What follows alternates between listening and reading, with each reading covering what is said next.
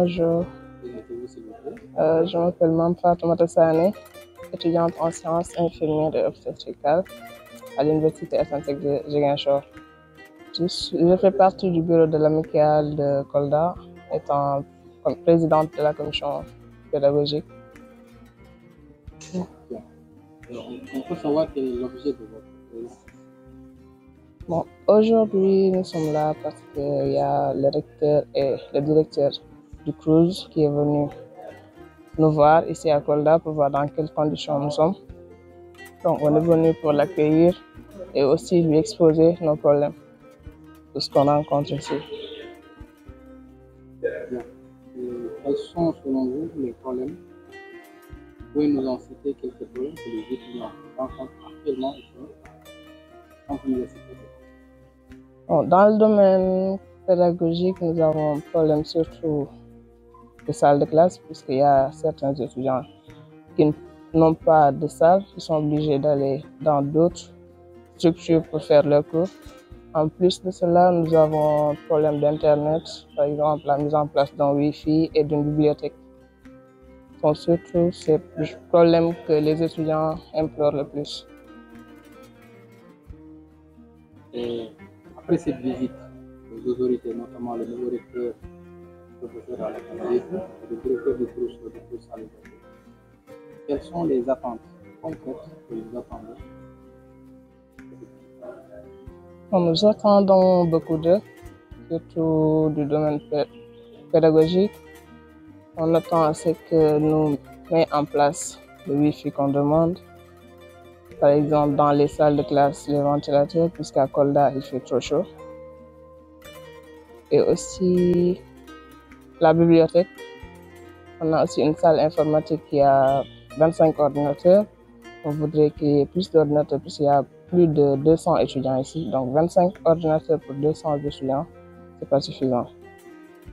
Pour le domaine social, c'est surtout le domaine de la santé. Parce qu'on a des étudiants qui tombent malades et on a un problème d'évacuation et de prise en charge. Donc si on pouvait avoir l'ambulance, notre ambulance qui a été mise en place pour nous, si on pouvait avoir accès à cette ambulance, ça facilitera beaucoup de choses, notamment sur le transport et aussi la prise en charge des ordonnances. Est-ce que parmi tous ces problèmes-là que vous venez d'énumérer, est-ce que vous avez des domaines prioritaires sur lesquels vous voulez que les autorités mettent l'accent? Oui. Domaine pédagogique, nous avons surtout besoin de notre université. Parce que pour l'instant, ils ont entamé les chantiers, mais ça n'avance pas trop. On a surtout besoin de notre université pour pouvoir résoudre beaucoup de choses. Parce que à Sarekemo, on n'a pas, c'est pas notre lieu. On peut le prendre.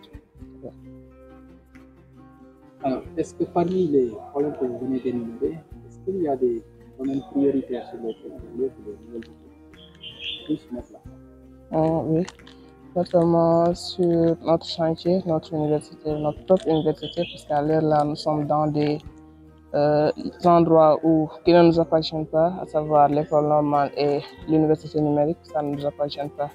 Donc on voudrait que notre université soit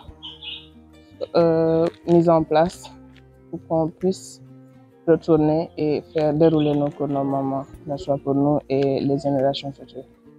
Et aussi, il y a un problème aussi concernant la disponibilité des professeurs, parce que la majeure partie de nos cours, nous les faisons en ligne parce que les professeurs, nous n'avons pas nos propres professeurs. On est obligé de se contenter des cours en ligne et en fonction de leur disponibilité, en fonction de leur emploi du temps, je peux le dire ainsi. On voudrait aussi, après, si nous pouvons accepter les cours en ligne, que les TD et les TP soient faits en présentiel, c'est-à-dire en présence du professeur, pour qu'on puisse mieux assimiler les cours qui ont été faits.